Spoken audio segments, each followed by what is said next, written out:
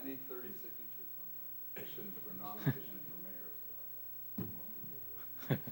pass my petition around. I didn't. What's going on? The lights right on. Hey, Scott. Yeah, take your pick. He's all, yes. I want to see who would respond. Yeah, exactly. Can you see it now? Yes. We could probably get it closer. I just realized what it actually says. But you have more keys. Demystifying. That's what they call me 2T and 1. Oh, Well, that's not really what we call you, but. Well, Up already. Start. Oh, that's. I haven't said anything for them to boo at. I think they got thick skin, man. when you've been here as long as one T, your other T will worn off. That happens. All right, do you want to kick it off and Start. All right. Yeah. All right. Well, good evening, viewers at home, and to our audience here this evening. We really thank you for your time to come out and learn about our planning process. The purpose of this meeting is really derived from your city council, who were receiving concerns about developments occurring. What's that? It's on? Microphone's on?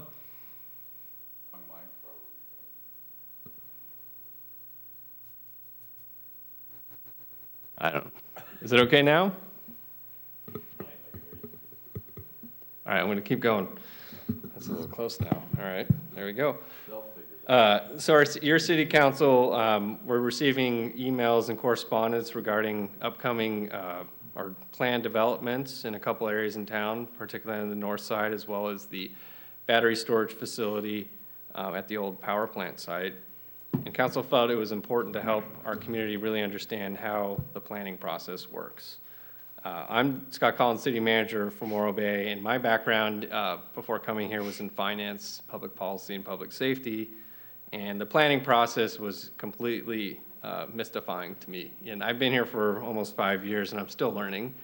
So we realized that we have an advantage in terms of institutional knowledge, but how we develop as a community is as much the role of your city, your organization, as it is to the community members. So we really appreciate the city council asking for this meeting tonight. And we're grateful that we're able to record it so people can see it in the future as well. Again, the presentation goals tonight is really to help explain the planning process as best we can without jargon, so community members understand how that works, as well as figuring out ways that they can engage and learn about projects coming forward. We're not going to talk specifically about some of the projects in the pipeline right now, but we do encourage community members to ask questions tonight. Our goal is to make the presentation about 15 to 20 minutes and then leave at least an hour for question and answer from staff. So with that, I'll turn it over to Scott Graham, our Community Development Director. Thanks, Scott. I also would like to welcome everybody, both here and elsewhere in town, to the meeting this evening. Demystifying the planning process. You said it well, Scott. It was mystifying, I guess, for you early on, and so the demystifying part of the title to the slide came from Scott. Moving forward here.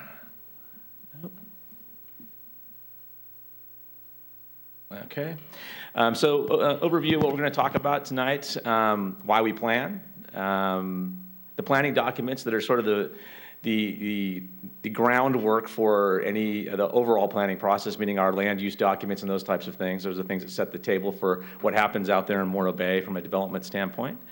We'll talk about the planning process. We'll talk about the environmental component of the planning process and how we comply with the California Environmental Quality Act, or CEQA. Talk about the role of the Planning Commission, and then the last slide that we have is just how you can gain more information and be more involved in the planning process and what's going on in the city on the development side of things.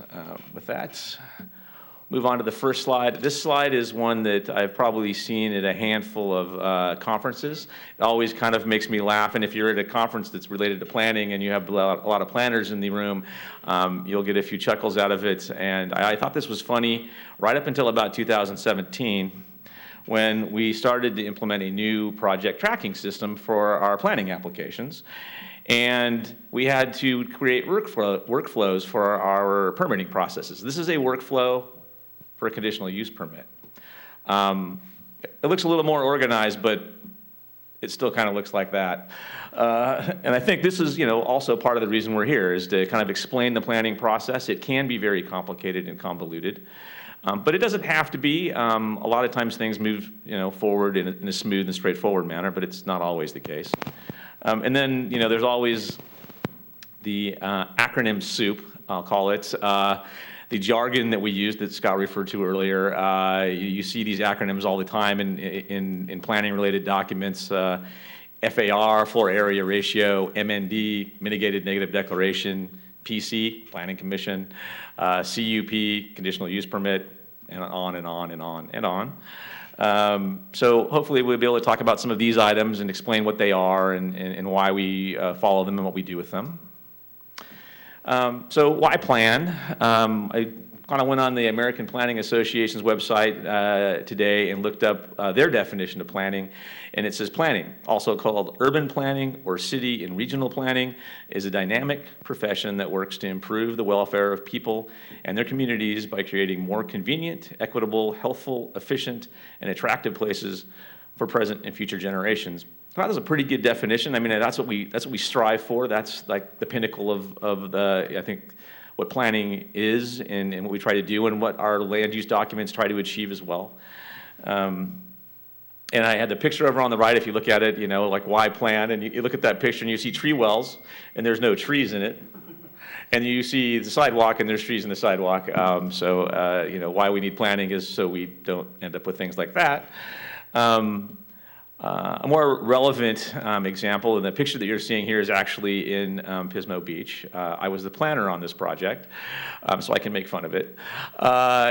What you see there is there's an entire city block there, and it has sort of high-density residential homes there.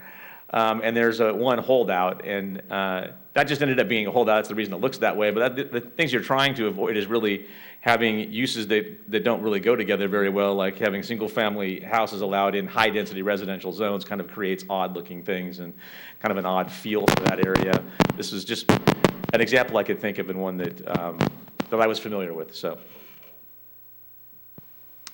Moore Bay Planning Division, we are located at 955 Shasta Avenue. That's a picture of the front of our building and the front door for those that don't know. One of our primary objectives, and this is noted on the city's planning webpage of the Planning Division, is to create, facilitate effective partnerships with the residents and businesses in the community by providing an open and transparent planning process with an emphasis on citizen involvement, participation, that results in a fair, objective, predictable, and accountable planning process. Again, one of these things we're always striving to do is to engage the public in all of our planning efforts. We've been in large planning efforts almost since the day that I got here. We started updating the general plan early on. That process started in 2016-ish and then ended last year, really in May with the city, and then with the Coastal Commission adopting it in August of last year, our general plan and local coastal land use plan. So we had over 50 public meetings related to that. So that was all about public engagement and helping shape the future of the city for the next 20 years. So moving on to those important planning documents that I referred to earlier, the top tier one is the general plan. That's the city's blueprint. It sets the vision for the city, what it'll look like, what it'll feel like over the next 20 years. It's a requirement of California Government Code that we have a general plan. Again, we've just recently updated ours, so it's relevant and current, and ended up being a combination of the general plan and a portion of the item that's below it, the local coastal program. It includes the land use plan piece of that as well. So we combined two documents when we had one before. That makes it actually easier for people to use in the real world, because before it was very difficult to maneuver between the general plan and the LCP. They were sort of mirrored documents, but with slightly different writing in them, so it was very confusing for people to use. The local coastal program, the LCP, it's once certified by the Coastal Commission. It implements the California Coastal Act, and it allows us to issue permits as a city on the coast of California. So Key coastal priority issues include the protection of coastal resources, public access, recreation, public views, and environmentally sensitive habitat. Those policies related to those are strewn throughout the city's general plan, local coastal land use plan, and throughout its draft zoning code and implementation plan that we're starting adoption hearings on next week with the Planning Commission. You then, down there at the bottom, you have specific plans and master plans. Those are plans that cover smaller areas, and they set development standards for specific areas in the city. They allow for greater flexibility, typically in land use, and the applicability of development standards, especially when compared to the general plan, which is meant to cover the entirety of the city. Examples of this would be the North Main specific plan or the waterfront master plan. We are going to be preparing a master plan, and the contract for that master plan was on the council agenda last night for approval. For the Vistra battery energy storage system project, we'll be doing a master plan for that, and we'll be having, coming up, public workshops on that probably within the next couple of months. We're kind of working out timing on that right now. Probably the biggest one planning document, the one most folks are familiar with, is the zoning code. It helps define land uses in the city, identifies where you have commercial and residential and industrial uses located, and parks. It also establishes the development standards for those areas. And over to the right there, and I know it's kind of hard to read, is the development standards table that comes out of the draft zoning code that we'll be taking to Planning Commission next week. And you have residential designations across the top: RL, residential low density; RS, residential single family; RM, residential medium; and then RH, residential high density. And then going down the column, you have types of residential development, and it's, you know, single family, multifamily, 2-unit development, ADUs, and it tells you with a P or nothing that what's permitted in each of those locations. So it's a table that does that, and we have similar tables underneath those zoning classifications that tell you what the development standards are, like for setbacks and height and lot coverage and those types of things. We have other planning documents that are adopted by the city. We have residential design guidelines. When projects come forward, they're reviewed by the planners in conjunction with the residential design guidelines to make sure they comply. We have a downtown and waterfront strategic plan that covers both of those areas, so anytime development is proposed in those locations, we compare them to the development to the policies in those documents, which also have design guidelines in them. They also talk about opportunity areas in there to help out with economic development. And then, sort of last but not least, we have the economic development strategic plan that also talks about certain types of developments in given area, in certain areas of the city, and suggests what would be complementary uses in those areas, and encourages certain types of uses in, again, various areas of the city, like downtown, waterfront, Quintana, North Main. So the planning process, starts with, do you need a planning permit? And if you do, you're either going to get one or two types of permits from us. You're going to get one that's issued by staff or at director level, so administratively, or you're going to get one that is discretionary and goes, say, to the Planning Commission and potentially City Council, and even the Coastal Commission. So an example of that would be all of our development that's along the Embarcadero on the waterfront side. Those all go to Planning Commission, City Council for a conditional use permit, and then they go off to the Coastal Commission to get their coastal development permit because they have original permitting authority along the waterfront. And the picture over on the right-hand side is of the hotel project that's under construction on Tascadero Road over by the high school. So the steps in the planning process: applications are submitted to the planning division where they get routed out to various departments: engineering, public works, fire, harbor, for comments. Typically, comments take the form of conditions of approval. The crew to the right in that picture, the two ladies on the left, those are our permit tech and administrative technician. They do most of the permit intake, and so if you come into our front counter, those are the folks that you'll see, and then the two on the right are Gabby and Cindy, and those are two of our planners who process most of the planning applications in the city, along with Nancy Hubbard, one of our other planners who's not pictured in the slide. So once the application is submitted, it gets assigned a planner. The planner has 30 days from the date that application was submitted to review it for completeness. We also require responses from the other departments within 30 days. Again, those responses often take the form of either questions or conditions of approval that will take the form of conditions that are applied to the project in the future when it moves forward for approval. If a project is deemed incomplete, a letter goes out to the applicant. It details the incomplete items. We have a checklist of things that you're supposed to follow when you submit an application, and those are most of the incomplete items are those. And then we also do kind of above and beyond. We do a development standards review, meaning we comply with the requirements of the zoning code and general plan to see if your application is compliant with those items. And the incomplete letter would also detail those inconsistencies, so other items you need to submit. And then, again, we get the comments from the other departments, and we would forward those along to the applicants as well. And those usually, again, take the form of future conditions of approval. Moving on to steps. Step 4, if the application is complete, for admin permits, the site is posted. So what you see there, that yellow posting notice is put up on the actual physical project address. You might have seen them driving around town. They're bright yellow, so they stand out.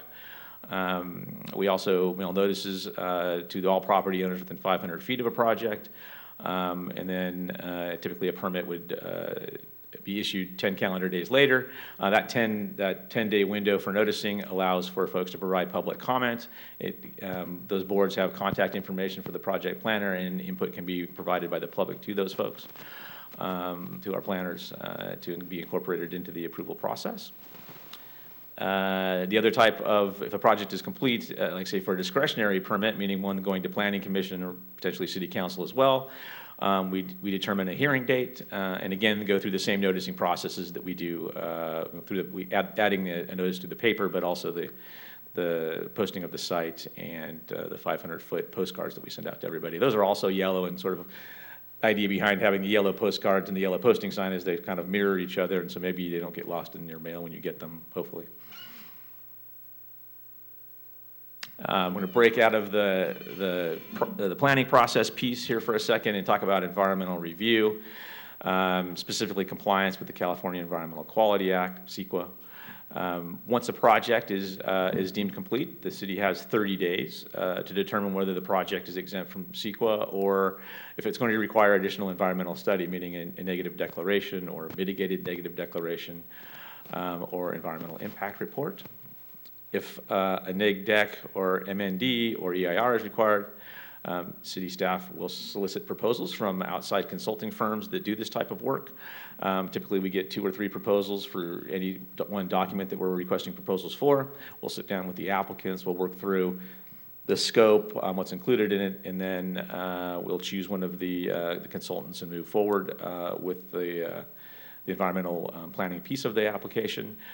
That is paid for by the applicant, but is regulated through the city. If it's a negative declaration or a mitigated negative declaration, the city will route through the state clearinghouse for comments. If no comments are provided, the project would move forward to hearing. If we do receive comments through that process, we would either address them in the mitigated negative declaration. Sometimes you can get significant comments that require a significant rewrite. Not very often, but it sometimes happens. And then potentially you would route it back through the clearinghouse again. And so the big one, and while you're looking at for probably some of the larger projects in the city currently, the battery project and potentially the 3300 Panorama subdivision, is the EIR process. So the first kind of opportunity from the public standpoint that you get to weigh in is through the notice of preparation. That's a notice that we send out. It also goes to the state clearinghouse. It's a 30-day notice, and while that 30-day notice is underway, we will hold a scoping meeting. We did this for the battery project EIR recently. I think we held 2 scoping meetings for that, actually. One virtual and one hybrid that was both in person and virtual, but held in this room. And then so once you do the scoping meeting, we'll take whatever input we get from them, and then the consultant will go back and start preparing all the environmental studies that will go along and inform the EIR, and then they will produce the public draft of the EIR. That public draft will go through a 45-day public comment period. Sometimes during that 45-day comment period, you'll hold, it says public hearing, it's a public meeting, it's not actually a hearing. Sometimes you do that, sometimes you don't. It's an optional item. It just kind of depends on, what's involved in the project and what type of outreach you're doing for it. Because sometimes you're doing outreach that's outside of the environmental process that sort of covers it, sometimes it doesn't. It sort of depends. The consultant will then take all the comments that came in and they'll respond to those. They'll be responded to in writing and they'll become a portion of the environmental impact report. And then they will produce the final EIR if they make any changes in response to comments or if it just has all the comments responded to. And then that final EIR will go forward to hearings for certification. And once certified, then the project can follow. Sometimes the project follows at the same meeting or sometimes it happens later on down the road. And you see the items over on the right, and so what items are we talking about when we're talking about the environmental review analysis that's done? That is not a comprehensive list, but items that we look at are traffic impacts, impacts to biological sources, excuse me, aesthetics, agricultural resources, air quality, cultural resources, geology, soils, things like that. So the role the Planning Commission plays in the review of not just projects, but our land use documents and all of those types of things.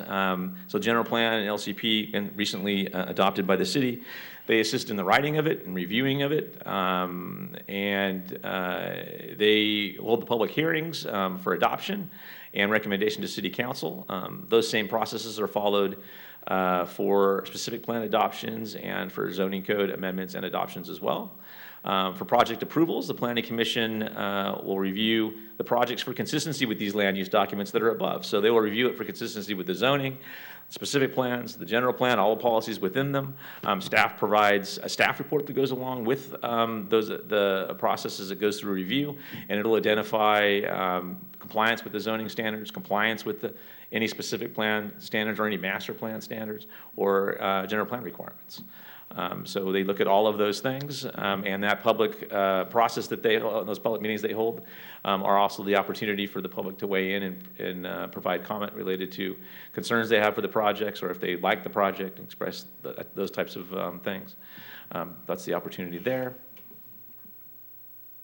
And finally, so if you want to learn more about the planning process or more about certain larger projects that are making their way through the city, we have the opportunity for you to sign up for Notify Me. That's on the city's front page of its website.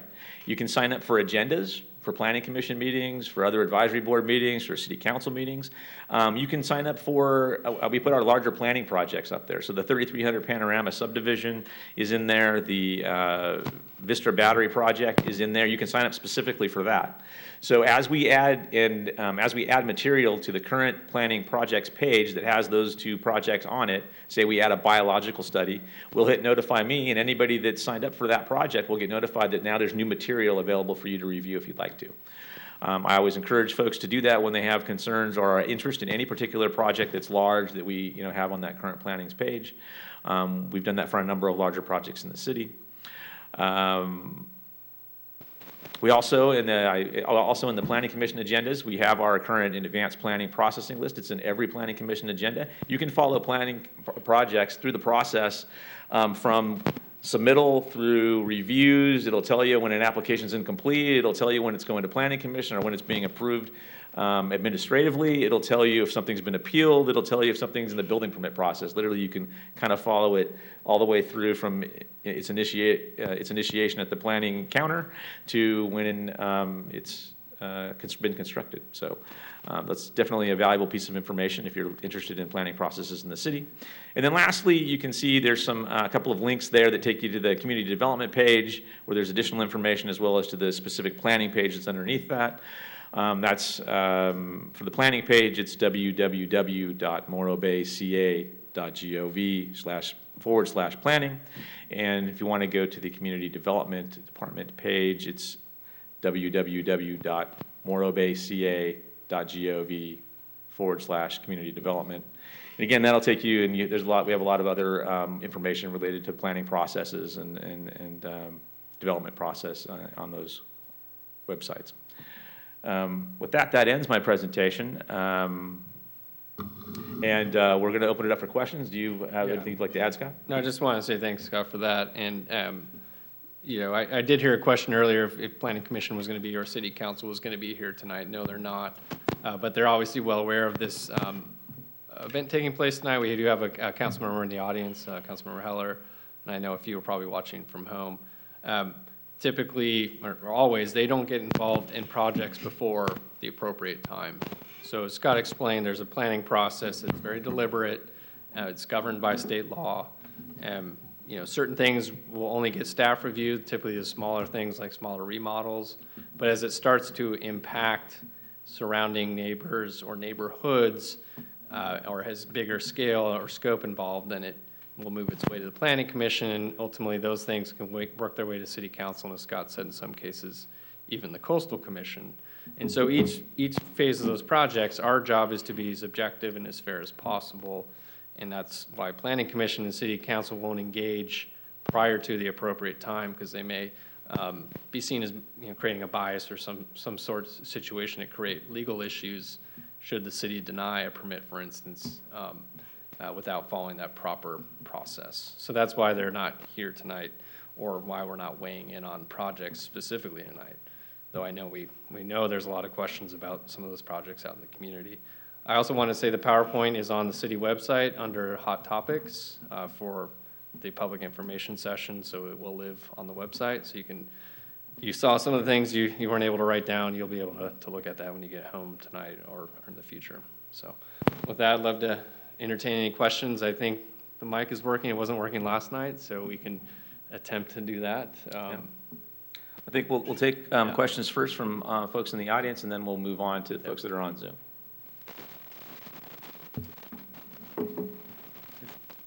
Is this the best approach? Just come on up here? Okay. I have a number of questions, but I'll just start with three, maybe easy ones. My name is Sean Green, if it matters. The first one is about curb, gutter, and sidewalk. Walking around town, there's a lot of kind of intermittent sections of sidewalk, and some of those unfinished sections seem to have had either partial remodels or whatever. Is there a master map that determines which properties are responsible for completing curb, gutter, and sidewalk? I believe I've seen something where the first two houses in North Main on every block have to do it, but it's a little bit vague. Could you answer like how that is determined?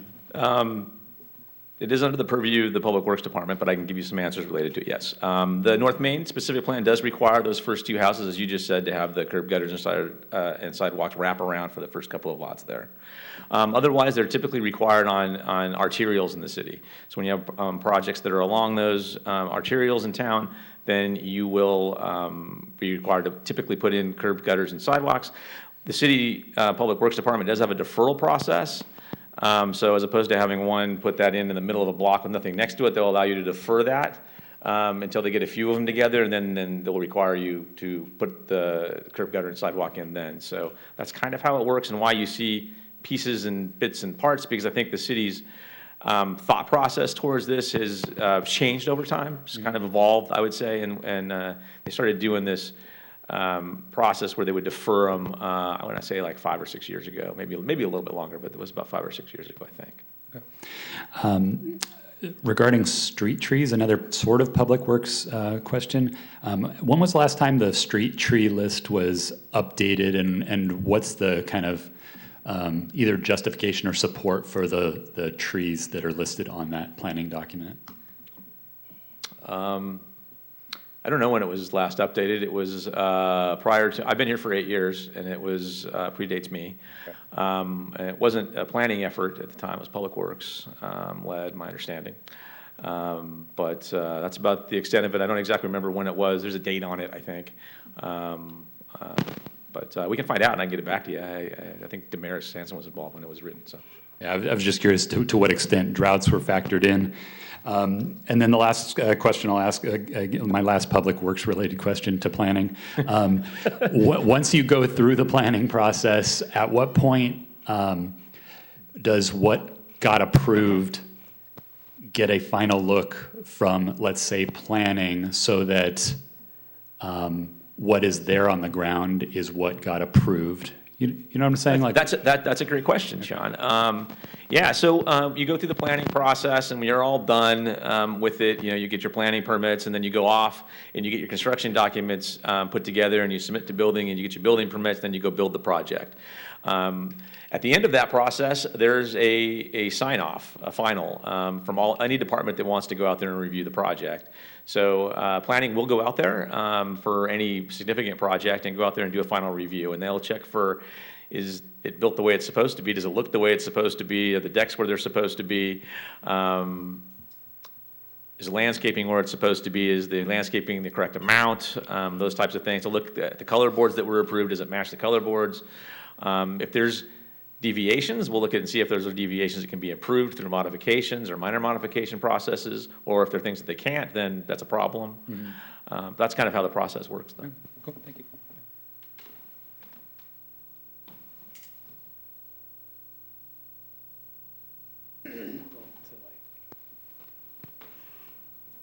Hi, I'm Ed Griggs. I live on Whidbey Street. And I have two questions. One regards the master plan and zoning.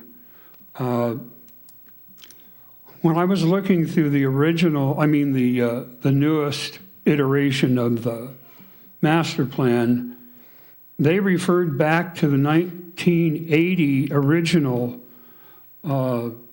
master plan in terms of zoning. And what I'd like to know is, do they still refer to that original zoning plan, or has it been updated? I think what you're referring to is the general plan, the general plan that we recently updated. Yeah. And I believe it does reference the fact that our current zoning code, the last iteration of it when it was last updated significantly was in 1995. It does date back to the 80s, though. But we are in the process of updating it. We're going through those adoption hearings literally starting next week. And so we'll have a new and updated zoning code, which is a portion of which is also the implementation plan for the Coastal Act. So it will be updated. But it probably does refer to that original document because the general plan refers to all land use documents in the city that were in place when it was written. So do you anticipate major changes to the original one? The zoning code was really old and outdated and has been entirely rewritten. I mean, some of the policies are still the same. It's just the entirety format of the document is different. A lot of the policies were changed. It's updated, modernized, cross-referenced, those types of things. So. The other question that I have for planning, I have it on the best authority that the main sewer line coming from North Morro Bay is already at its maximum. And it seems that the issue down on in the cloisters, because there was an overflow, supports that main sewer line is inadequate now. And are there any plans to replace it? Yeah, good question, Ed. It's part of the one of the priority projects in the One Water Plan. So the city did a One Water Plan, I think it was approved in 2018, where it looked at water, sewer, and stormwater projects kind of across the entire community, and then tried to select, the most urgent or necessary projects for first phase of implementation. If you tried to redo the entire water and sewer system at one time, it would be cost prohibitive. And of course, we couldn't get around town or anything like that. So the water reclamation facility is obviously number one. That was council, put priority on that because of a lot of different reasons, including state requirements to get it done before 2023 or early 2023. But the next set of projects include Main Street, Atascadero Road, Beachcomber. Those areas are known to have some issues. I'm not an engineer, so I'm not going to get into that, but Main Street is definitely identified as one of those priority projects. And we also have some water projects in addition to those that are at the top of the list You mentioned the new reclamation plant. Yeah. That won't have any impact on the Main Street sewer line, will it? But I don't know how to answer that question other than it allows us to process and meet the federal requirements and state requirements with regard to water quality. We still have issues in our pipelines, so they do need to be replaced. So, I mean, they're connected, but it won't reduce some of the issues right away. And that's on the city, correct, to replace that? Yes.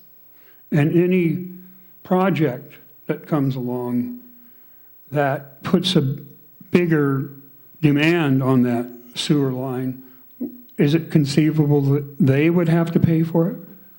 Well, there's impact fees that I'll let Scott explain a little bit, but that's a really good question. That's true. So we do have water and sewer impact fees that are based on the cost to upgrade the facilities. And so when you buy into the system, you have to pay your fair share of the sewer line upgrade, if you will. So the hotel project that's on Atascadero Road that's under construction, they had to do that for the sewer line area that's in front of them, and they had to pay impact fees related to that as an example. Okay, thank you very much. Sure.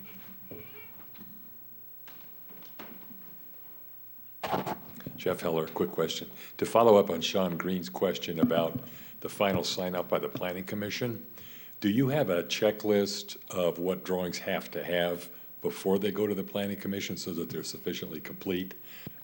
So that you can compare them to the final project? How does that work? Yeah, so we have a submittal checklist. It's fairly lengthy. It's several pages long, and one of the things we're working on is sort of tailoring them to the different applications that we get, as opposed to the one size fits all. But it tells you everything you're supposed to. It tells you what's supposed to be on the plans, the scales you're supposed to use, the types of things that we want to see, elevation drawings. It talks about what we're supposed to be on the site plan, whether we need a survey for it, those types of things. It tells you all of those things. And that's really what a completeness review is. It's like, did you comply with all of the submittal requirements on there? We just do a little bit more than that. And during that 30-day period, we also provide you the review of the development standard compliance thing. So does the Planning Commission have that list of what has to be on there? I mean, there have been some examples where projects come forward and they don't seem complete enough to be reviewed.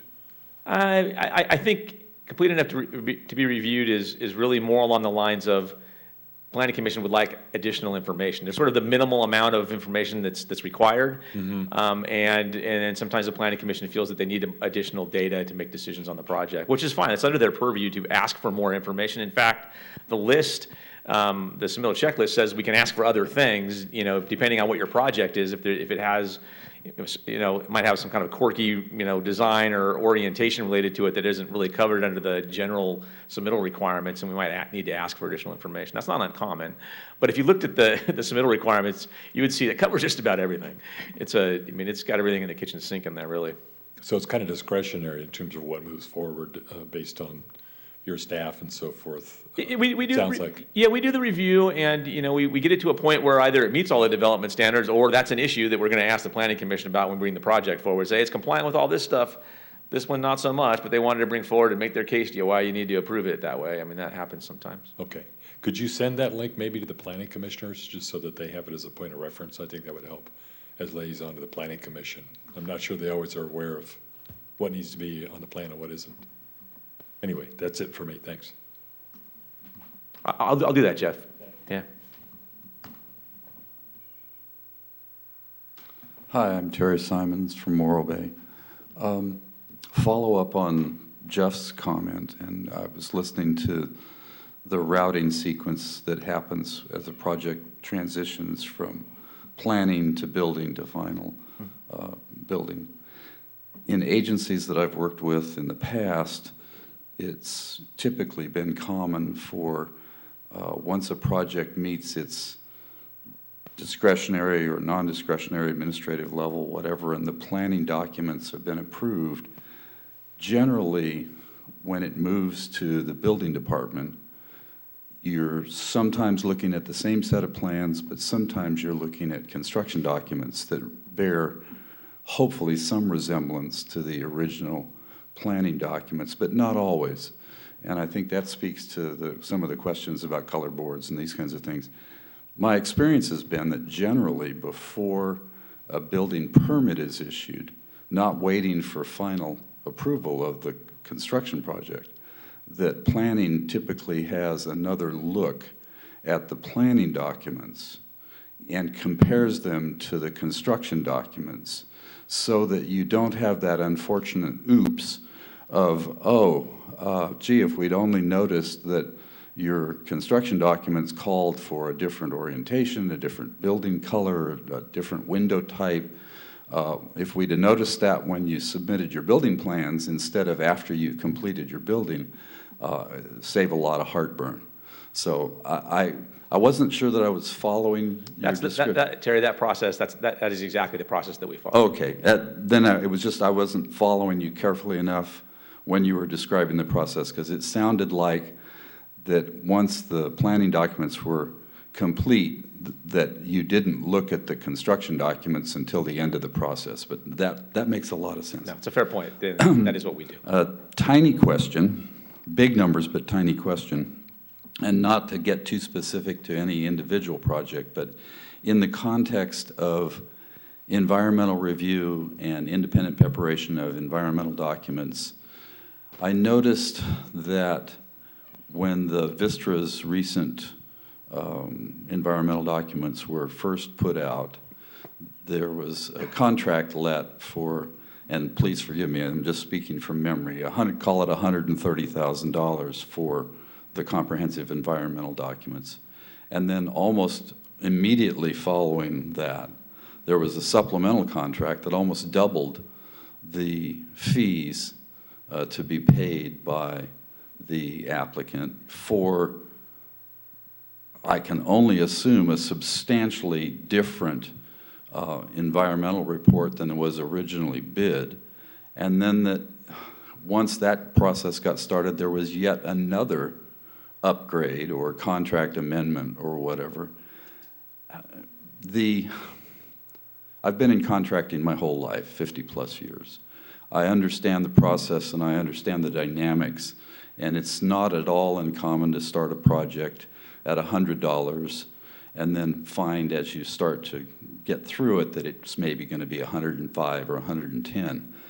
But this one to me seemed especially large in its almost immediate change of order of magnitude when you have a $130,000 contract and then suddenly it becomes a double that for ostensibly the same environmental review. I just wondered, was there something significant that happened in the public outreach or the scoping meeting or something that suddenly caused this environmental document to be redrafted or the request for proposal to be so significantly redrafted to where the now contracted consultant was able to come back with such a large change order so early in the process? Yeah, I don't need the specifics, just kind of what happened. That's a great question, Terry. Yeah, the project did change substantially. So the original project was the batteries, 3 buildings, and that was it. And then the project morphed to 3 buildings, tearing down the stacks and tearing down the main power building, which substantially increased the amount of environmental work on the site. Okay. So, again, not to nitpick, but having just watched the evolution of our most recent wharf conveyance program, at what point when you have a significant change in the scope of a request for proposal that's now under contract, do you actually go back and rebid that so that you can get a fresh look at the contractors or consultants that are out there, because you may be dealing with a whole different set of parameters that the originally contracted consultant may or may not have even been qualified to do. I mean, there's a big difference between reviewing a site plan environmental study and a massive demolition project, and it would seem like that if that was what happened, why didn't that go back out for a supplemental request or a secondary request? In some instances, that's exactly what would happen. In this instance, we were working closely with the Vistra team. They are the consultant for the project on the EIR side of things is Rincon Consulting. Yeah, I know who it They're is. quite qualified, and the applicant was very comfortable working with them. Okay. So they were just like, we sat down, had a meeting, and they were like, yeah, Okay. no, it's full speed ahead with Rincon. Yeah, they're desperate to fast-track their project, and in the scope of their arena, spending $150,000, $350,000, $500,000 to get a $500 million project pushed probably is irrelevant. But I just, like I said, I was trying not to be too specific to the Vistra and more to just the general thinking that goes on when you are putting these kinds of things out for proposal, that what the strategy is. And clearly in this case, it sounds like you let the person that's paying for it to decide whether they wanted to just roll over or whether you should take another look. But thank you. I could definitely see scenarios like the opposite of that, though, where we do go back out. Oh, yeah. Yeah, I mean, it just Yeah, wasn't the scenario. and unfortunately, sometimes that doesn't happen when it should. Yeah, fair point.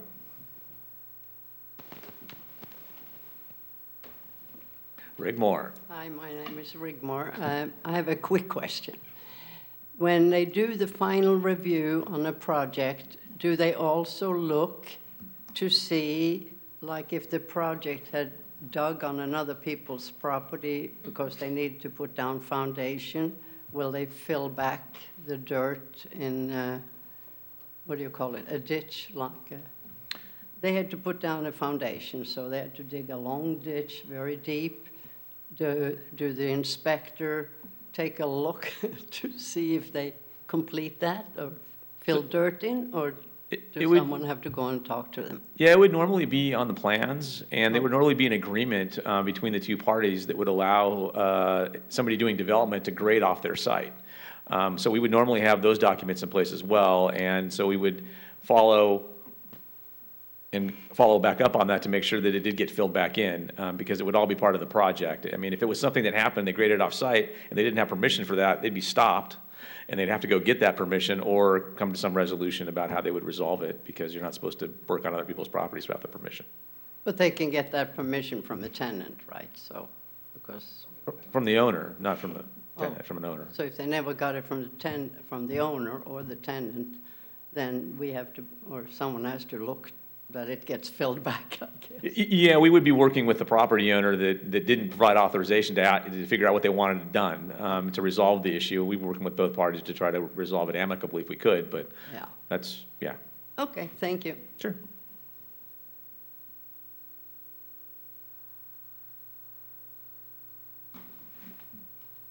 Hi, Kristen Hedlund. I live in North Morro Bay. So I have a couple questions. So if we have a project that gets completely approved, there's for a multi-residential area, is there going to be a form that someone is responsible for tracking the review of every step along the way, like for the soil, then the foundation, and then the parts of building the house and the height of the building, and will that form be made public so that the citizens know where the process is with the project? What you're talking about is the building permit process. And/or the grading for the subdivision. I mean, that's also inspected by the city. Both Public Works and Building do inspections on the grading. We'll usually have special inspectors that are out there that'll prepare reports, and we can make those available. As far as height and setbacks, we do height and setback certifications. We get those for every project. And so those are in the project files for the building division. We can make those available upon request. So that information we do have, and we do make sure that they're following the requirements. And it's not just, when I say certifications, they're done by surveyors. So not just somebody with a tape measure. So here in the city of Morro Bay, there's only so many water permits that get passed out per year. So how does the city decide who should get them? We do that through the water allocation process for the water equivalency units, and that's approved by City Council, and we just recently approved it back in June. Correct. So if you only have 50 water meters that you're going to pass out per year, how do you decide who, is it first come, first serve on the permits? Normally it is, yes. Okay. And so if you have a development that's already gone through the planning process and you get a permit, and if there's any changes to be made on that, how will the public get notified? Well, minor modifications can be approved at the staff level. Major modifications are required to go back to planning commission. It's a regular hearing process, so notices would go out like any other project, 500-foot, radius notices and those types of things. So the minor modifications doesn't require the public be notified? The process doesn't. We often do, unless it's like to the location of a window or something simple. Yeah, something simple, but Yeah. something major. Yeah, and staff, it's in a little bit of the gray area, right? Because the code doesn't require it. We just do it as a courtesy if we think it's something the neighborhood might be interested in, or it was something that was commented on maybe during the review process. Then if it was something along those lines, but still could be approved administratively, we would notice for it, yeah. Yeah. Correct me if I'm wrong about this, but, okay, so if you have someone who comes before you and they want to build to the max of what's allowed, you just allow them to? Or because that's what they want to propose, and then it goes through the planning process, and the planning commissioners make a decision whether they like it or not, and then you get public input as to whether there should be any modifications to that? So we have the development standards, basically the zoning code, right, that I was speaking about earlier, and it has the development standards in it. And that sets the setbacks and the lot coverage and the floor area ratios and all the heights and all those types of things. And so that's the box you can build within. And then, so an applicant will come forward with something that fits inside the box, hopefully. Right. Not always the case, but Right. normally that's the case. And then we have design guidelines that go along with it. So if it's like a residential use or unit, we compare it to the design guidelines, and we're like, okay, fits within the box, meets the design guidelines. If it's an administrative permit, it's probably good to go. But we still do noticing, so the neighbors get to know about it and they can weigh in. If it's, planning commission, then it's all noticed and it goes to planning commission, and they do the design review on it.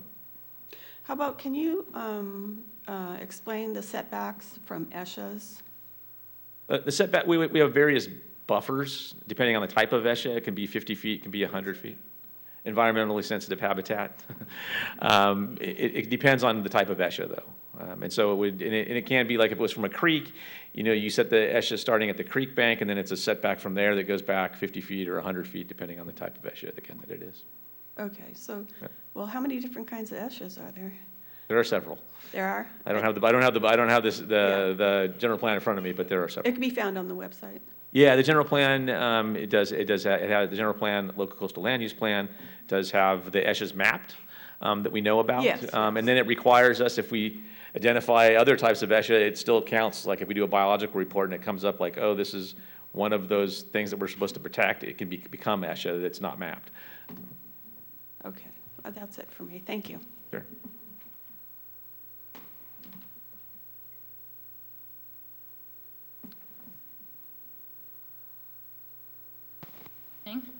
I'm Catherine Belt. I live on Whidbey Way in Morro Bay. I have a few questions.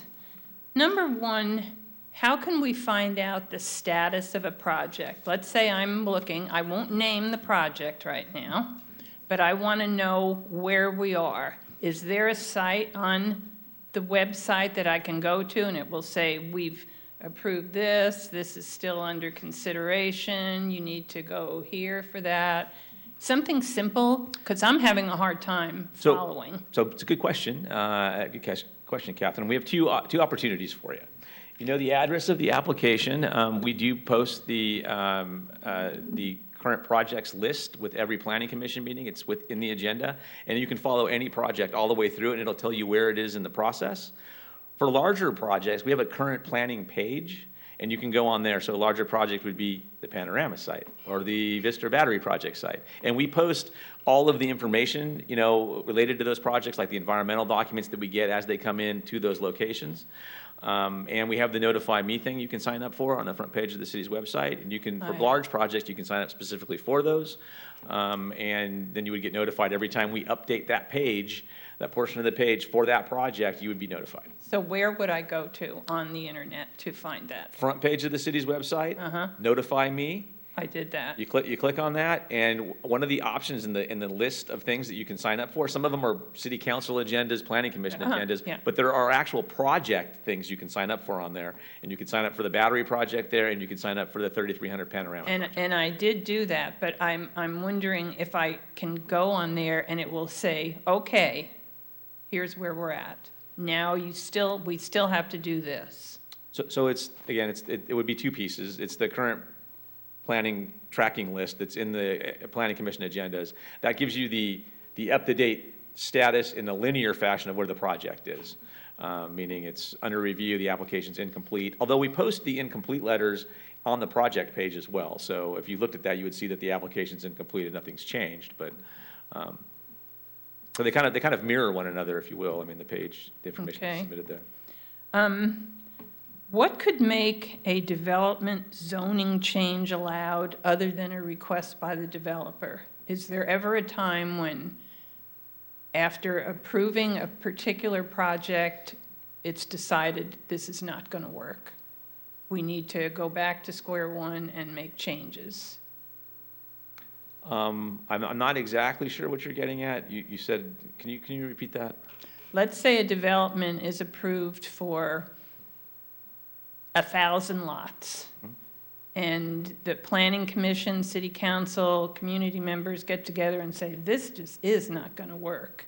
Is there a way to go back to square one and begin the process? Once they receive their entitlements, and assuming it's with a vesting tentative map, not really. So you can't change it. I mean, unless there is some, something we find later that's, is such that you can't construct the project there. There are serious soil stability issues or something that they can't engineer around or something, I don't know. It'd be something like that. It'd have to be something major, though. Okay. On the environmental impact items, let's say infrastructure, and the infrastructure as it is not going to work. Before the project can continue, does the developer have to pay for the necessary changes to the infrastructure? Certainly, it depends on what the deficiency is related to infrastructure. I mean, if it was traffic control, like say there was so much traffic going through an intersection that was uncontrolled that it triggered the need for a stop sign. They could be required to put a stop sign in. If it's related to a project and there's an impact fee related to the improvement of the infrastructure, water lines, sewer lines, or whatever, they would pay into that. If the line was at capacity where they were at, one of the solutions that they could come up with would be to install the line themselves, because otherwise they would have to wait until the city installed the line if there was actually no capacity for them to connect. So anything on infrastructure, the developer needs to pay to make a project continue. Well, pay fair share. Sometimes it's just that. They pay impact fees, which is your fair share of that improvement, whatever it is. If it's an upgrade of a sewer line like we were talking about on Main, then you would pay your fair share of that amount. And assuming the line's not at capacity, you could connect to it. And then it would be upgraded at some point in the future. Do surrounding community members carry any weight in decisions about developments? So the public input process is, I think, a significant portion of projects as they come forward. I think what happens, a lot of times there's significant changes that are made to projects based on input that come from the community. I mean, some developers don't, I imagine, don't care, but most listen to the community and at least try to make some changes to address concerns that they're able to address. Sometimes they don't, sometimes the developer's not super familiar with the neighborhood. They don't know what's going on there necessarily. And as you bring things forward, they go, oh, we need to go look at that. And if the city's aware of it as well, we'll talk with them and work through issues. And so you oftentimes see changes to projects resulting from concerns raised by the local neighborhood. An example, it's right up by you, is when the tanks were being demolished, there was concerns about the streets and the sewer laterals, and we had the applicant indemnify the city and the folks that lived along those streets for any damage that was done to the sewer laterals. So I'm assuming the same thing would happen if the sewer lines were hurt by this current development coming through. Potentially, yeah. One last question, and I'll quit nagging you. Do you contact the California Coastal Commission regarding ESHA items, or do you call them and say, hey, you need to come and look at this and tell us what we need to do regarding this, or do you just follow specific rules? No, we have very specific rules in the city's general plan, local coastal land use plan, and implementation plan that tell us what to do with ESHA. If we have questions about what we're supposed to do in certain circumstances, then we'll make contact with the Coastal Commission. We talk with them on any large project. We talk with them regularly, early and often about the projects and the issues that we're seeing, and do they have concerns about things and that type of stuff. I mean, it's an ongoing conversation, and we speak with them regularly. Okay, thank you.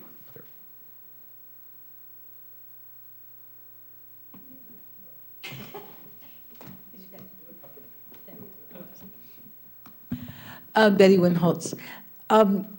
You talked earlier about noticing projects within 500 feet when something's going on. When you have a project like the zoning ordinance that affects the whole town, should all of us have been noticed and received a postcard? No, we're not required to send out notices to everybody when it covers large areas of the town, like over 1,000 notices. We do that through the paper. Okay, And then we put the notices also on the city's website and through social media typically. okay. So you would put them on the city's website, you put it in the public notices in the newspaper, and those are the two main ways? Correct. Okay.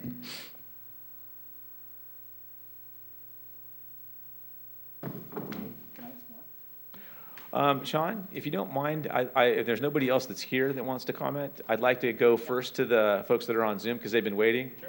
And then we'll come back to you, okay? Sure. All right. AGP, do we have anybody on Zoom that would like to speak? Thank you. We have no raised hands in the queue. All right, Sean, you're up.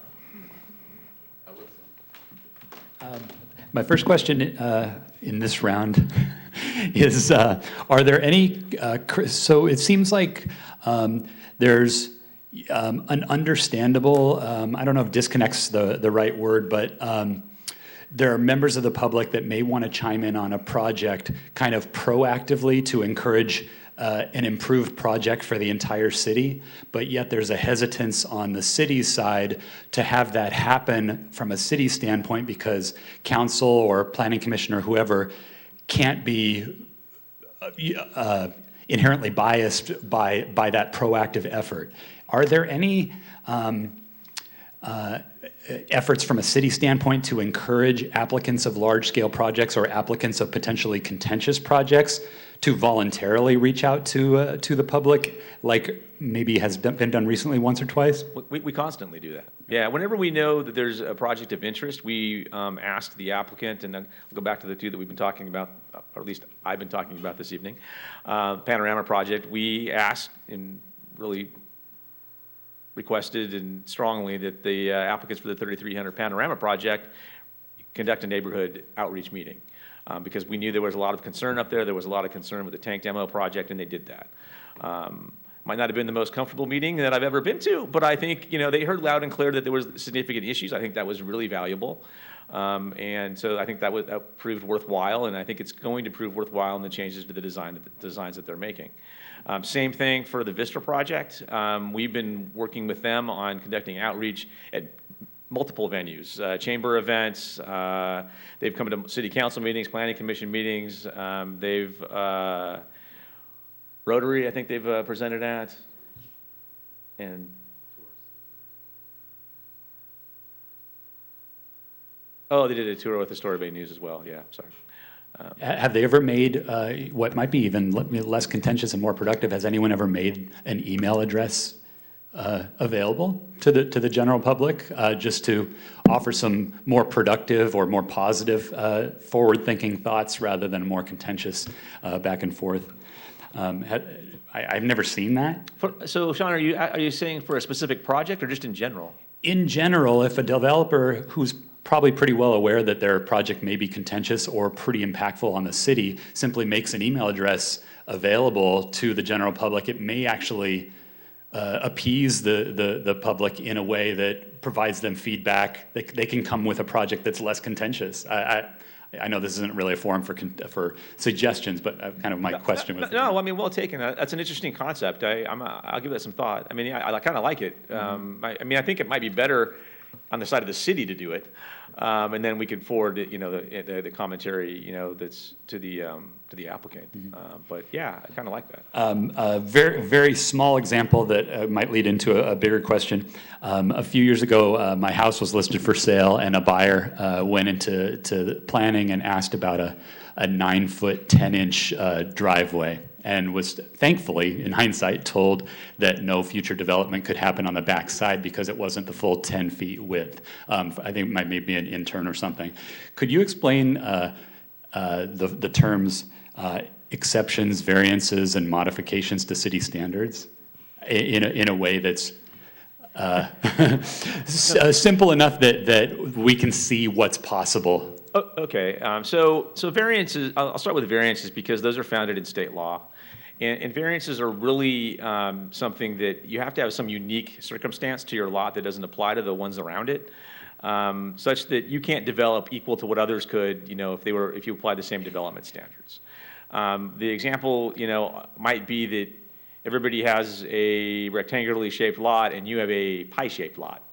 Where's your front setback, where's your side setback, and then you try to apply the setback standards and you can't really build a house on it like the other folks around you. You might ask for a setback exception to one of the side setbacks or the front, depending on where your pie's facing. And you might, where say 5 is required, you might request a variance for 3 to give you a house that's maybe similar in size, to the ones that are around you. So that might be an example for that. Exceptions, we have, policies in we have various policies in the zoning code that allow for deviations from development standards, depending on, where you're located in town, what slopes you have on your lot. Like in some areas on the hillsides in town, if you have a fairly steeply sloped lot, you can have a garage that's at 5-foot setback from the street. So there are exceptions like that are built into the code. And what was the other item that you asked? Modifications of city standards for people that may be required to provide additional public benefit, for example. So those, that's so the good example of that is along the waterfront.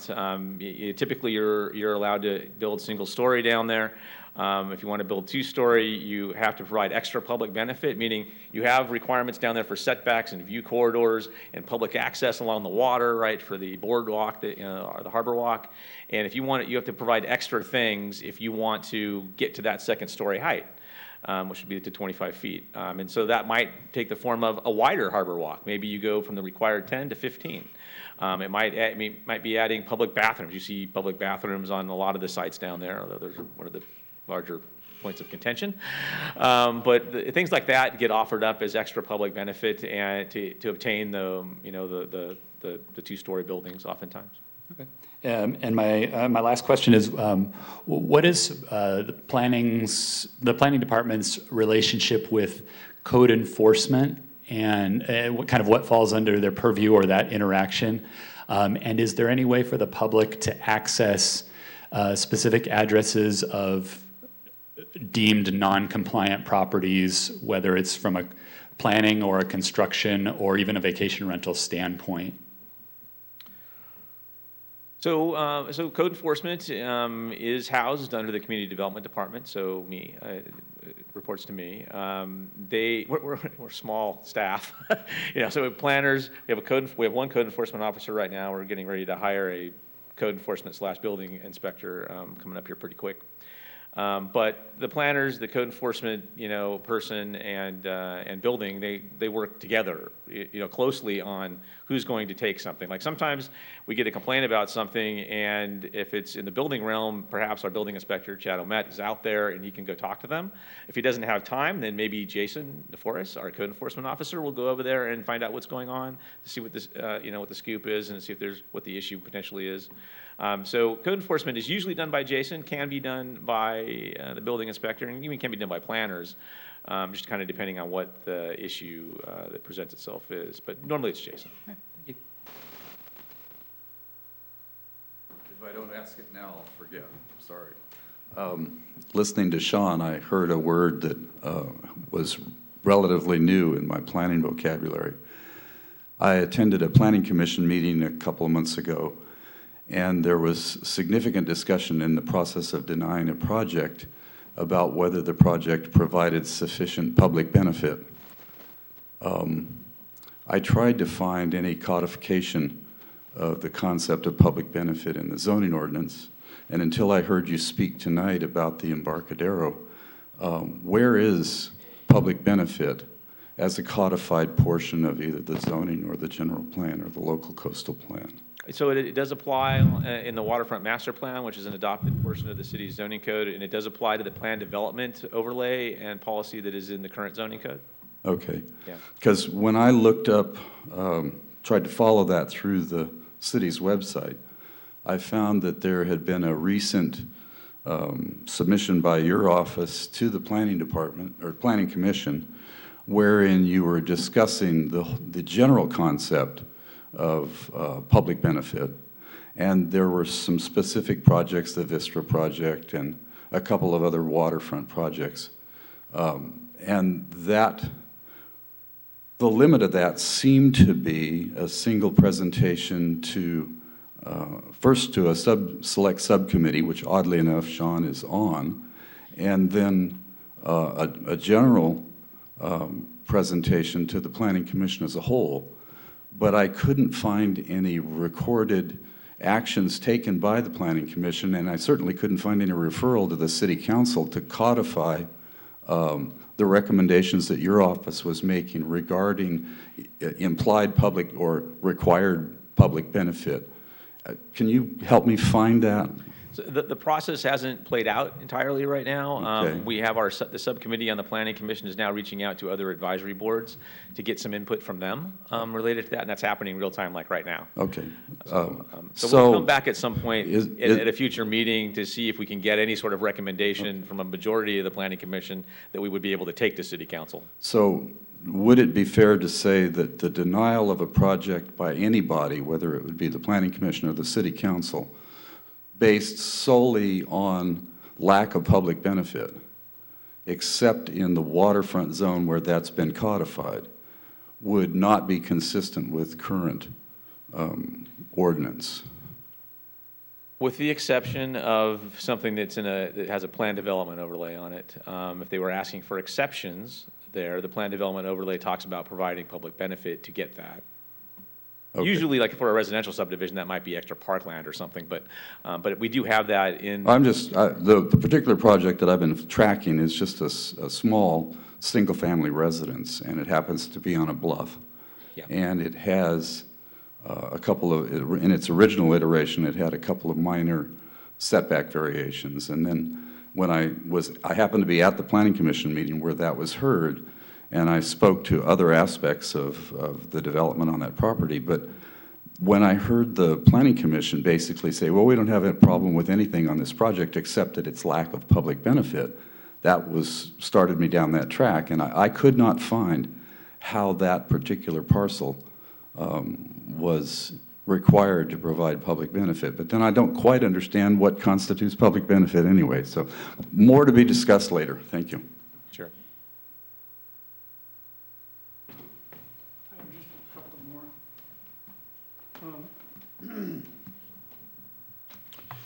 When we were working on the unnamed project that is not to be discussed here, we found that the city website was inadequate in terms of the documents that we could review so we could understand the project better. Specifically, I called the State Water Quality Control Board because there was some releases regarding that particular project. And they have, there's a state website where you can access any state generated document. And I asked them if I could find that. And they started looking around, they couldn't find it. And it turns out it was misfiled. But the point is, that document should have been in the public record. And so my question is, A, does the updated general plan specify what sort of information is required? And if not, will the planning department learn from what happened in the past and make sure that everything related to that project gets posted? I mean, in terms of official documents. That's one question. So can you help me with So, that? yeah, Ed, we do our best to post all the documents that, the tank demo project, which you're talking about, I believe. We did our best to keep that, the website up to date with the documents. And every time we found one that we hadn't put up or were notified that there was something that was available to us, we would make sure we posted it. You know, there's a lot of work that went involved then. There was a lot of paperwork that was associated with that project. So we were doing the best that we could. That's about all I can say to that. There's not a requirement in the general plan that requires us to post the information. It was just us trying to be responsive to the neighborhood. I mean, we were trying to give you everything that you guys wanted or that we had, and we weren't trying to hide anything from you. I mean, we were doing the, again, best we could to post the information. So. Okay, thank you. That's one.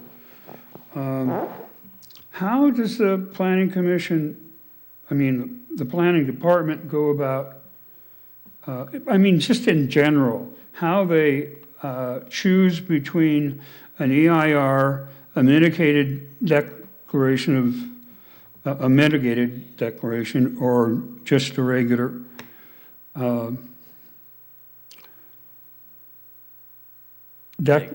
declaration? Yeah. Be as straightforward as I can. You know, if a project doesn't fall within one of the categorical exemptions in CEQA, then we're left to do an initial study, which evaluates potential impacts to a project, and will let us know, like, oh, is it something that is there any impacts that can be mitigated on a project, and you might do a mitigated neg deck, or maybe you do that evaluation of the initial study and there's no impacts and you don't have to do any mitigation. That would be a neg deck. If there is mitigation, then there would be a mitigated neg deck potentially. And if there's something that you can't mitigate, you might be doing an EIR at that point. Or for larger projects, you might want to do the EIR anyway because you do a fuller evaluation and you do an alternatives analysis, which is oftentimes, you know, what people are interested in from the public standpoint, so a more robust review of environmental documents. Sometimes it's the same as an MND, but you do the alternatives analysis as well, and it gives you a better picture of what the possibilities are. Okay, thank you very much.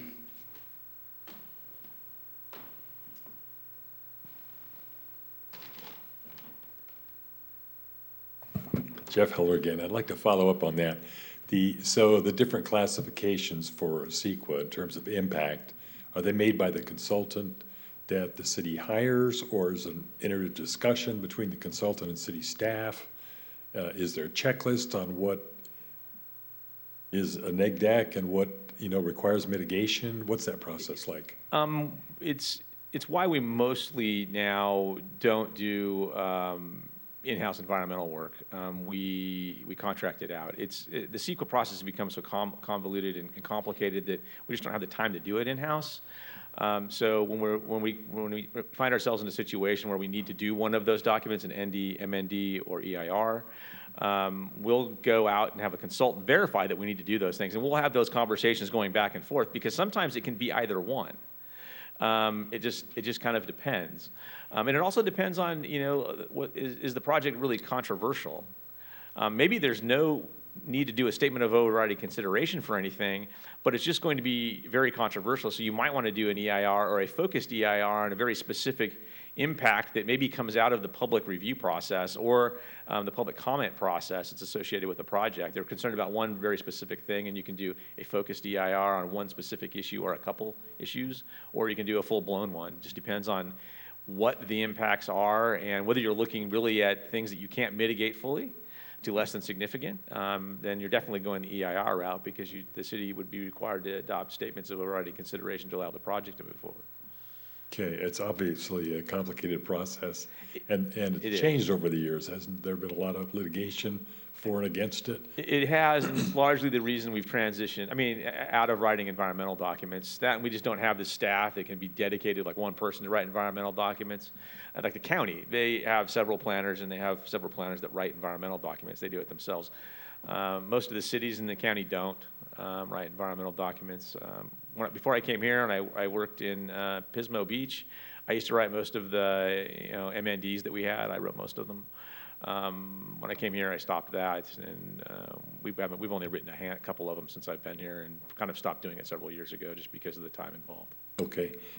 We talked early on about ways that the community can have input in response to projects.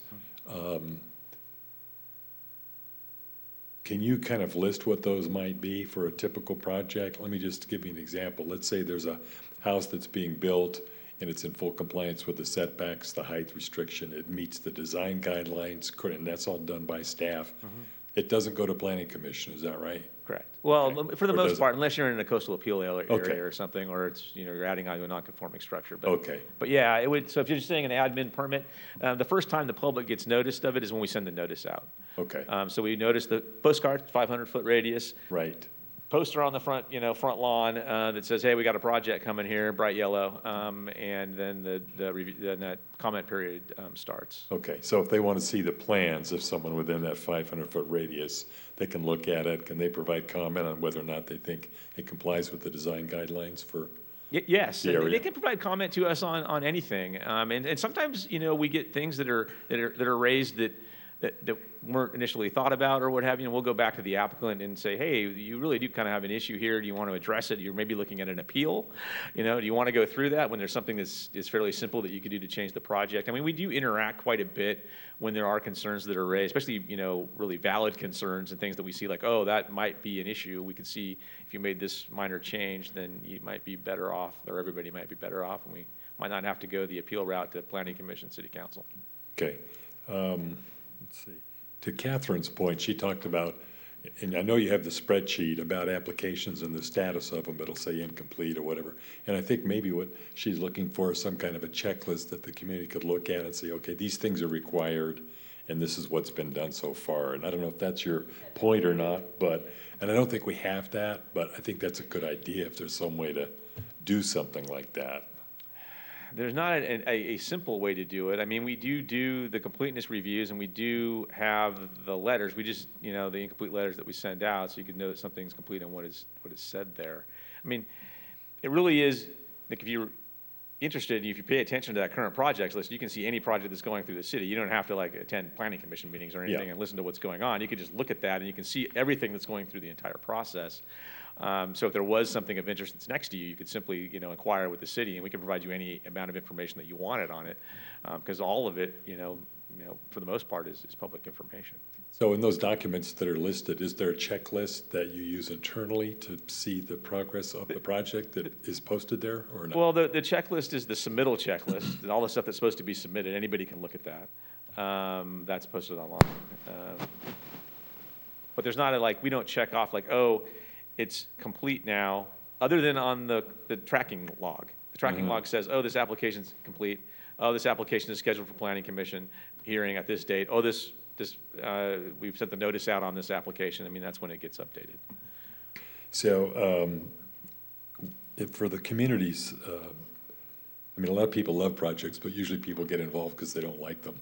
So, so in terms of what a person could do, If you're within that 500-foot radius, they could pull up the plans and look at the plans and say, I don't like this, I don't think it meets the design guidelines. And then what, send an email or comment to you about it, or? Yeah, they could Okay. email me, they could email the project planner on it, and the project planner will take a look at it. We meet internally every week on the planning side of things, and we go over anything we got comments on. We'll usually sit down and go over what those comments are. We'll look at the plans. You know, a lot of times when we get comments, depending on what they are based on, the planners will go out to the site and look at, say, is this really happening, or is this somebody that's maybe just having a portion of their view blocked and they don't like the project because of that? That happens a lot, and we don't protect private views, so that's a common theme, that they'll look for issues with the project when maybe a view is being blocked or something. Right, So. okay. Back to CEQA again. So the best way for the community to get involved is when that draft, that notice of preparation comes out, right? And you have things to choose from the list. It's really good. It's really good to get involved then, and when we do this for an EIR, or when we do the scoping meeting, we have a public meeting in here. You can come to that. That's great. You can provide written comment anytime during the scoping meeting process. And then we're going to release a draft EIR. So if you missed the scoping meeting, you didn't really miss an opportunity, because that comes up and you can provide comment on it all again. And it all has to be responded to in the final EIR, like in writing. You know, whether this is an issue or whether it's not. Did we make a change related to the comment that you made? Did we not? Why didn't we do it? Because it was covered in this environmental study that says it wasn't an issue, or what have you. I mean, that's normally what happens. And then if there's a disagreement between, say, community members on an impact, whether it's avoidable or unavoidable, how does that get resolved? Well, I mean, they bring forward their comments. We hired a professional consultant to tell us whether it's okay. Sometimes we'll see, is there things that we can do if it's on the edge of something, like, hey, can we change the project in some way to address that? If we can't, and the project's compliant and there's no issue, then we just simply state that in the EIR and move forward, and then they would be making those comments through the discretionary process at Planning Commission and City Council. Okay. Back to public benefits. I know I'm jumping around a little bit, but public benefits apparently don't apply to any areas except those with the PD overlay and the master waterfront. Is that true? Correct. So if I'm building something out of those kinds of areas and I say, well, I want to change the setback here and I'll throw in some public benefit, that's not part of the process, is that right? No. Okay, okay.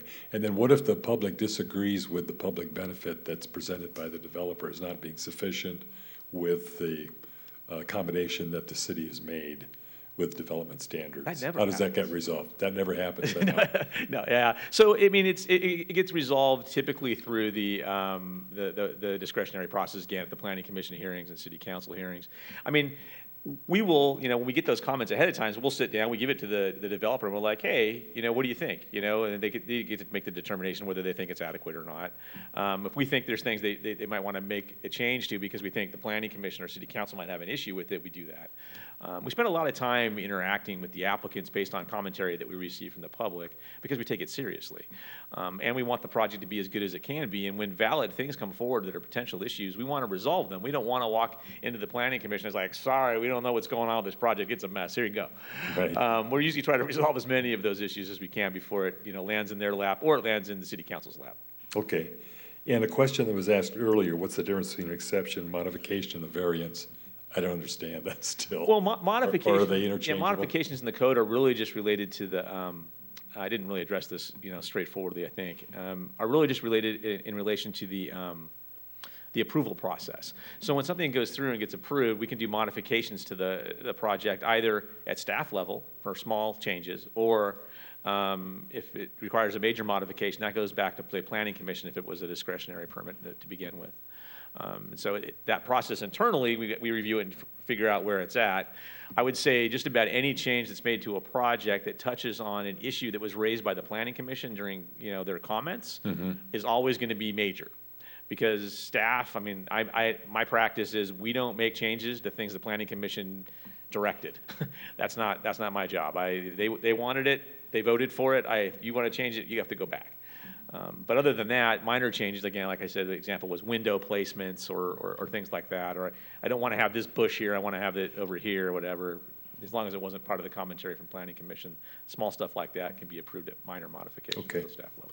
Those are my questions. Thank you very much. Appreciate it.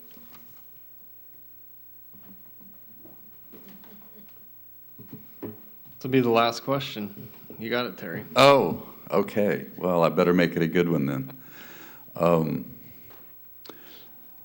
When I go to the store to buy a T-shirt, I'm generally presented with some options, small, medium, and large. There's been a lot of discussion this evening about small projects versus large projects. But as near as I've been able to discern over the years of watching projects go through, the nexus of what constitutes a large project, for instance, a $500 million energy project, and a $50,000 small residential remodel. It seems reasonable that the required budgets or the required process or the required mitigations for a $500 million project, there seems a reasonable nexus that spending $250,000 for an EIR seems reasonable. The converse of that being, when you have a $50,000 remodel, in state law or local ordinance, is there any methodology that's been codified that says, no, we're not going to mitigate a $50,000 project with $500,000 worth of mitigation? Is that codified in state or local law or anything like that, or is that simply the luck of the draw if you pull a very small project and suddenly find yourself where the project has been driven to economic infeasibility because of implied mitigations or environmental impact studies or engineering reports or these kinds of things? Does your office have a methodology for looking at that and go, whoa, wait a minute, it would be unreasonable. It would lack foundation in just basic common sense to make a small project economically unviable by surcharging it with so many process requirements. Am I making sense on that? I understand where you're going with it. It doesn't really, I mean, I'll be honest, it doesn't really ever come up.